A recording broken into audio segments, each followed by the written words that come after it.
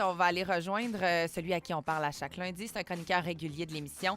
Frédéric Bérard, qui est avocat, chroniqueur et maintenant, je dirais, globe-trotteur. Salut, Fred. Salut! Merci encore d'accepter l'invitation. Je sais que tu es à, ben, c'est pas l'autre bout du monde, mais tu es quand même à quelques heures d'ici. Prenons un vol de 6 heures, 7 heures, puis on est rendu au Nicaragua. La semaine dernière, on te parlait en direct du Salvador. Tu fais des genres de reportages sur les droits humains ces Mhm. temps-ci en Amérique du Sud. Et là, pourquoi tu as traversé au Nicaragua, Fred? Écoute, bon, premièrement, parce que j'aime beaucoup le soleil, puis deuxièmement, ou plutôt premièrement, euh, écoute, ça brasse ici autant qu'au Salvador, en fait, beaucoup plus, et pour des raisons différentes. Puis je me suis dit, écoute, il faut que j'aille voir ça le temps qu'à être à côté, hein, parce que Salvador et Nicaragua, là, c'est un vol de 55 minutes à peu Mhm. près. Et puis, c'est ça, je suis arrivé ici vendredi et je te dirais que c'est un bordel. Assez épouvantable, hein. Souvent, on réalise pas au Québec à quel point on a la chance de vivre dans une démocratie, dans une vraie démocratie. Elle n'est pas parfaite, là. On le voit bien, notamment avec ce qui se passe au municipal, mais reste que si tu compares avec ici, où les gens se font emprisonner pour un oui ou un non, où on a fermé une douzaine d'universités déjà dans les dernières années, Pour quelle ça vient raison? parce qu'il y a des profs qui ont osé contester le régime. Hmm. Écoute, 12 universités, c'est la moitié des universités du pays. On a mis un curé en prison qui est devenu un symbole national. Les manifs dans les rues se terminent en bain de sang. Les gens sont emprisonnés en claquant des doigts. Et pour te donner une idée, les sept opposants au président actuel lors de la dernière campagne présidentielle sont aujourd'hui en prison. Donc, ça donne un peu une idée, hein. Puis les journalistes, ben, je t'en parle pas, là, on est tous fichés, là, on est surveillés, notamment sur les médias sociaux. Tu le sens, Euh, toi? ouais, Comment ça s'est clairement. manifesté, en fait, de ton côté depuis que tu es arrivé? Ben, parce que je m'étais engagé un chauffeur puis un guide pour me promener un peu, pour avoir, et je le voyais là, dans les messages, il y a beaucoup, beaucoup de propagande versus ce qu'on sait, hein. Si on regarde, par exemple, il y a une multitude de rapports là, de toutes sortes, là, anglais, français, bon, c'est une évidence. Et ils essaient de contrôler le message gouvernemental. J'essaie, par exemple, ben, laisse-moi ton texto, je te réécris. Il me donne des faux numéros de téléphone, il me donne des faux comptes Ah Facebook. ouais, hein? Euh, ouais, non, non, non. Je te dirais que je vais rester ici encore quelques jours. J'ai ramassé pas mal tout ce que je voulais, là. J'ai peut-être une demi-heure, un petit peu plus de footage. Mais ben, je te dirais que je ne m'étirerai pas beaucoup plus que 3 4 jours encore, là, parce que je pense que ça commence à être dangereux un peu. OK, pour toi aussi, alors, OK. Bon, ben, soit, comment dire, safe dans ce que tu vas faire pour les prochains jours, là. Fais attention à toi, Frédéric. On veut te garder le lundi en chronique. Ah Puis- ben ça, peut-être que de la prison, on peut faire des entrevues, je sais pas. Ah, ça pourrait être intéressant. Tu pourrais nous Ah parler oui, des prisons au Nicaragua, comme le ben, journaliste qui avait avoue, fait des documentaires sur Netflix sur les pires prisons qui existent. avoue que Mais t'en as là, pensé à ce bout-là, hein? oui, bon, on change de sujet complètement. En fait, je veux te parler de Justin Trudeau parce que dans les Oui. dernières heures, en fait, c'est quasiment une nouvelle de dernières heures, là, on parle de lui à l'international, ici au Québec aussi, parce qu'il était de passage en Pologne et il a défendu les niveaux de dépenses en défense du Canada. Ce qui est souvent Mhm. critiqué comme pas assez, en fait, pour se défendre en termes de pays et plutôt dans tout ce qu'on donne à nos alliés. Là, il était en Pologne, il a défendu ces niveaux de défense-là, comme je vous disais, en défense, défense de la défense, mais son homologue polonais, qui s'appelle Donald Tusk, lui a dit que le reste de l'Occident avait à faire face aux dangers très réels que représente désormais la Russie de Vladimir Poutine. Donc lui, il a dit, nous, on dépense beaucoup, c'est un peu ce qu'on a compris, puis on est à l'affût, mais son homologue polonais avait un peu, on dirait, des réticences quant à son discours, comme si on était naïfs et pas assez engagés dans notre défense dans le pays face aux risques qui nous sont qui nous sont quotidiens. Là. Est-ce que tu as bien compris cette communication-là comme je semble avoir compris? Oui, oui, non, j'ai exactement j'ai la même lecture que toi. Et rappelle-toi la chronique qu'on avait faite ensemble il y a une semaine ou deux, est-ce que je me souviens plus trop, peut-être un peu plus sur le danger que représente Poutine pour les démocraties occidentales, Mhm. notamment quand Donald Trump a invité le Kremlin, donc Poutine, à envahir, à attaquer les membres de l'OTAN qui ne payaient pas leur cotisation. Quelques C'est jours quand après, Donald Trump s'est prononcé sur le fait que Vladimir Poutine était dangereux. Donc là, peut-être qu'il a rectifié certaines choses puis s'est ouais, rendu compte que. il essaie de jouer là-dessus, mais j'ai pas vu le condamner fort Hmm. fort pour l'assassinat de on sait qui. Mais reste que jamais on aurait pu penser, je reviens là-dessus rapidement parce que c'est important, c'est tout attaché ensemble. Jamais on aurait pu penser qu'un président américain invite la Russie à attaquer un membre de l'OTAN. Je veux dire, c'est complètement surréaliste et ça témoigne d'où on est rendu au final. Et c'est ça le cri du cœur qu'a lancé le premier ministre polonais à Trudeau, à mon sens, en disant, là, si l'OTAN ne se réveille pas, nous, on va se faire manger tout rond Parce par la qu'eux sont Russie. plus à risque en étant en Europe, dans Ben oui. l'envahissement. Il y a des. Plus que des rumeurs, en fait. Il y a eu des menaces quant Ah ben à oui. cette envie pour Vladimir Poutine de s'attaquer aux pays de l'OTAN du côté de l'Europe, là. Mais c'est sûr, c'est sûr. Écoute, la Pologne et l'Ukraine, c'est limitrophe, là. C'est à côté un sur l'autre. Et là, pour ceux qui se posent la question, pourquoi donc pourquoi la Russie a attaqué l'Ukraine et non pas la Pologne jusqu'à maintenant? C'est tout simple, parce que si on attaque l'OTAN, l'article 5 fait en sorte que les autres pays doivent aller le défendre. Donc, Mhm. Poutine s'est dit, je vais commencer par l'Ukraine, nécessairement. Il y en a plein les bottes, ça c'est la bonne nouvelle. Mais s'il finit par gagner, ne va pas s'arrêter là, là. Ça semble assez évident. Et c'est d'ailleurs ce que disait la Pologne à Trudeau, en disant là, préparez-vous parce qu'on va se faire bouffer tout rond. Puis on va avoir Or, besoin de vous. Mm. oui, exact. Or, petite nuance, c'est vrai que les budgets du Canada ne sont pas suffisants. En fait, c'est le 2% qui est requis par l'OTAN. On est à 1,3. Donc, on n'est quand même pas si loin que ça, tu vas me dire. Sauf que le 0,7 de différence, là, c'est de l'argent anti-pépère, là. Tu sais, c'est des grosses dépenses, tout ça, là. Ça, c'est un. L'autre affaire, nuance de la nuance, c'est que le Canada a fait sa part et continue de le faire pour soutenir l'Ukraine. Ça, c'est évident, là. Tout le monde le reconnaît, incluant la Pologne, incluant Zelensky. Il y en a d'autres qui commencent, par exemple, à trouver que c'est cher, à trouver que ça prend du temps, à trouver que là, bof, on a peut-être d'autres priorités. Et surtout, puis moi, c'est ça ma crainte. Ça, il va falloir garder ça à l'esprit. Il y a un paquet de pays européens qui s'en vont en élection en 2024. Ils en ont une sacrée tonne. Il y a même des élections européennes au Parlement européen. Or, là-dedans, il y a pas mal de chums de Poutine. Par exemple, aux Pays-Bas, par exemple, qui d'ailleurs, le gars d'extrême droite vient d'être élu, Wilder, tu as la France et Marine Le Pen qui caracolent dans les sondages. L'élection, elle ramasserait tout. Ce qui fait en sorte que là, et Mélanie en Italie, ce qui fait en sorte que là, Poutine a de plus en plus d'amis, de moins en moins d'ennemis. Donc, ces gens-là vont être tentés de cesser leurs efforts à l'OTAN, de cesser leurs efforts face à Poutine, par exemple, en rapport à l'Ukraine, et ce qui risque de faire en sorte que la position de Poutine va se renforcer d'autant, et ça, sans mauvais jeu de mots, puis là, ça commence à être drôlement dangereux. La question importante dans tout ça, Frédéric, c'est ça apporte quoi, par exemple, aux pays européens de se rapprocher de Vladimir Poutine si jamais élection il y a d'une personne qui pourrait être amie, en fait, avec Vladimir Poutine ou encore bon, ami, on s'entend, on parle de politique ici, là, Mhm, plutôt allié mhm. politique, là. Ça leur rapporte quoi? C'est un sentiment de sécurité pour pas se faire envahir? Qu'est-ce que ça leur... Parce qu'à un moment donné, tout le monde veut son dû, là.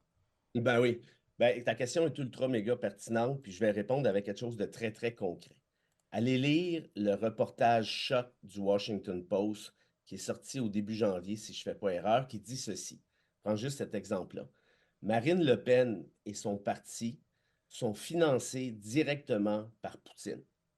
Écoute, c'est le Washington Post qui le dit, là, c'est pas une feuille de chou, là, c'est probablement un des journaux, c'est assurément un des journaux les plus sérieux et crédibles sur la planète. Il y a un. Puis Le Pen ne l'a pas démenti d'ailleurs. Poutine finance l'extrême droite française. Pourquoi? Parce qu'il souhaite, je le répète, déstabiliser les démocraties occidentales, avoir des alliés un peu partout. Et là, une fois que tu as une alliée, la France, c'est quand même pas un petit pays non plus, ça fait partie du G7, comme on sait. Une fois que tu as la France, eh bien là, ça commence à être facile parce que tu te rapproches. Je vais te prendre un autre exemple. 2016, l'influence, l'ingérence russe dans l'élection de Donald Trump contre Hillary Clinton, c'est connu, c'est documenté par des rapports, notamment du Congrès américain, avec du cash, avec des appels robots. Là, il y a un paquet de faux comptes sur Twitter ou sur X qui défendre la position de la Russie qui attaque systématiquement tout ce qui s'appelle, comment je te dirais, autre chose que le pro-poutinisme, ça fait en sorte que là, de plus en plus, tu as, un réseau. Et là, ta question, pourquoi je disais qu'elle était pertinente, c'est un, tu mets le doigt sur le bobo, puis deux, le sous-entendu de ta question, c'est toi, si tu es Marine Le Pen, bien là, tu as, un autre allié qui s'appelle Poutine, ce qui est quand même pas inintéressant, puis tu es redevable à ce gars-là parce que c'est lui qui va t'avoir fait élire en bonne partie. Fait Mais qu'imagine c'est si là où je Trump. comprends pas la position de pouvoir qu'on lui donne à Vladimir Poutine connaissant l'individu. Mis à part d'être élu, tu sais, est-ce que c'est une envie finalement qui est plus narcissique et plutôt personnelle? Ben, là, tu as une approche de psychologie qui est excellente. Moi, je pense que ça fait partie du phénomène, mais je te répondrais ceci. Et là, je ne veux pas être trop alarmiste, mais là, les faits sont là, là. Alors, il va falloir y faire face, leur faire face. Le monde est en train de changer, là. C'est ça la réalité. Toute la géopolitique est en train de se métamorphoser. Les démocraties sont à risque. Par preuve, tu as un gars qui s'appelle Trump qui risque fort d'être élu, qui invite la Russie à attaquer l'OTAN. Je me répète, on n'a jamais entendu ça avant. En d'autres termes, là, on parle de politique un peu comme on analyse un match de hockey ou de football. C'est bien sympathique, mais l'heure est grave, Ouais, là. c'est sérieux. Parce que c'est ça qui est en train de Mais se tramer. C'est pas des Mais farces. Marine Le Pen, autre que se faire financer, par exemple, par un Vladimir Poutine, possiblement, de ce qu'on comprend, ce qu'on a lu au Washington Post, elle, ça Mhm. lui donne quoi ensuite? Parce qu'elle va avoir toujours le sentiment de lui devoir quelque chose. Elle va avoir les mains liées malgré tout, même si elle est élue, puis que finalement, elle est celle qui gérera la France. J'ai de la misère à comprendre, autre que cette approche qui est plus personnelle, en quoi Ouais. ça lui est bénéfique. Parce que Ben, Vladimir Poutine pourra lui dire et lui faire sentir Dance for me, my puppets après, là. Tu sais, mais pas vrai. j'aime la métaphore. Enfin, on ne sait même plus si c'est une métaphore rendue là, mais euh, moi, ce que je répondrais à ça, c'est que Marine Le Pen, ça fait longtemps qu'elle essaie de se faire Oui. élire, hein? Puis ça n'a jamais fonctionné, puis ça n'a jamais passé tant proche. Elle s'est ramassée une fois au deuxième tour, puis that's it. Là, tout à coup, ça marche bien. Je te le dis, l'influence russe dans les élections occidentales, c'est ultra puissant, là. Si tu n'as pas les Russes en 2016, Trump ne rentre pas, fort probablement.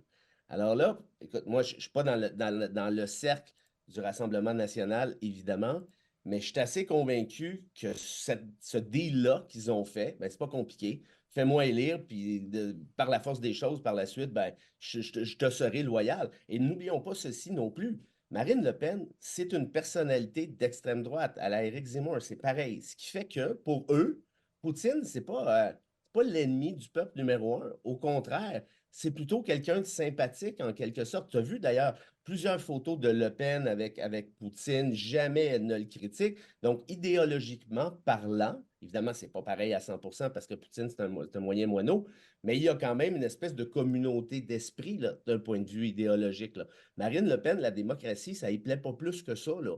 Ce qui fait que quand tu as quelqu'un comme ça qui est prêt à t'aider avec le fric, avec l'influence sur les réseaux sociaux, oh, des espions et tout ça, puis là, pour ceux qui pensent que j'en invente, s'il vous plaît, faites-moi plaisir, allez voir le reportage du Washington Post, allez voir si tu as coupé le souffle.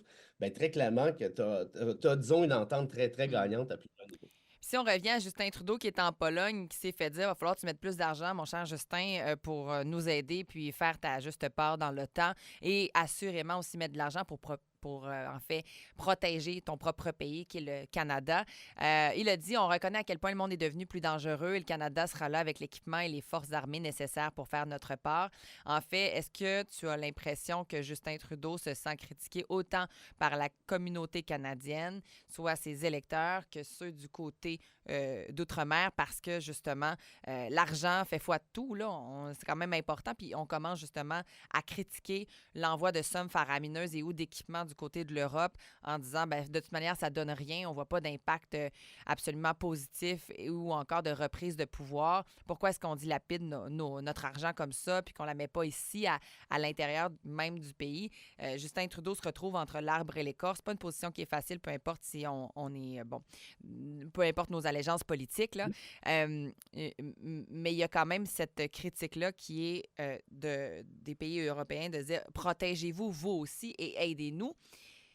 Mais si, par exemple, on aide des pays qui peut-être se font envahir dans le futur et qu'on met des sommes faramineuses dans cette aide-là, qu'il y a un certain échec en arrière de ça, est-ce qu'ils seront capables de nous aider par la bande? Est-ce que c'est ça qui freine, en fait, Justin Trudeau à aller plus loin? Ben écoute, pour le premier volet de ta question, quand tu dis que Trudeau est critiqué de toutes parts, tu as tout à fait raison. Là. Je suis à peu près certain qu'il se fait critiquer même par son livreur d'Uber Eats. Là, Ouais. et peu importe ce qu'il fait dans la vie, c'est toujours tout croche. Écoute, regarde les derniers sondages, c'est épouvantable. Là. Il va se faire rincer de chez rincer. Le discours passe plus, il est plus crédible, notamment à l'échelle internationale. Mhm. Mais au-delà de la personnalité de Justin Trudeau, si on regarde juste le volet purement géopolitique de l'affaire pour répondre au deuxième volet de ta question, ben c'est pas sorcier, là. Si l'OTAN est incapable de freiner la Russie, qui risque de débuter par la Pologne après l'Ukraine, ben après, là, c'est foutu, là, parce que s'il y a une partie de l'Europe qui s'effondre, il y a une partie de l'Europe qui ne s'effondrera pas, celle qui prêtera allégeance à Poutine, possiblement, dont les Le Pen et compagnie. Mais pour le reste, si ça s'effondre, c'est pas une bonne nouvelle ni pour la démocratie, ni pour le Canada. Hein. Il y a une question de sécurité nationale. On verra jusqu'où il est prêt à aller. Mais regarde, l'attaque contre l'Ukraine, je veux dire, c'est épouvantable. C'est en violation de tout ce qui existe en droit international. Il n'y a aucune justification à ça. Alors, tu sais, ce gars-là, une fois qu'il va avoir bouffé l'Ukraine, ben, il est capable de bouffer la Pologne. Puis s'il est capable de bouffer la Pologne, il s'arrête où? J'en ai franchement aucune idée. Mais d'y aller avec une conception purement canadienne, disant on garde notre fric ici, c'est correct, mais je pense que ce serait une erreur au final. Oui, puis peut-être qu'on pourrait se mettre les deux pieds dans les plats pour la suite des choses aussi, parce qu'on aurait perdu nos alliés, en fait, par pouvoir, Sûr. perdu peut-être aussi les territoires qui seraient, en fait, défavorisés autant financièrement que politiquement ou socialement. Ouais, c'est important quand même tout ce qui se passe là-dedans, puis on pense parfois que c'est très, très loin de nous, mais au final, c'est dans notre cours. Merci beaucoup, Frédéric Bérard, d'avoir été avec nous en ce lundi 26 février d'une année bissextile. On en parle parce qu'il y a des auditeurs qui vont fêter leur fête pour la première fois en 4 ans, le 29 prochain. Ah oui. Oui. Ah ben, alors, ben, bonne fête à vous à l'avance. Hey, fais attention à toi du côté du Nicaragua. On sait que ça brasse pas mal. On te veut en santé avec tous tes membres de retour au Québec bientôt. Salut! Salut. Frédéric Bérard, qui est avocat, auteur, chroniqueur ici dans l'heure CV, fais le suivre sur ses différentes plateformes.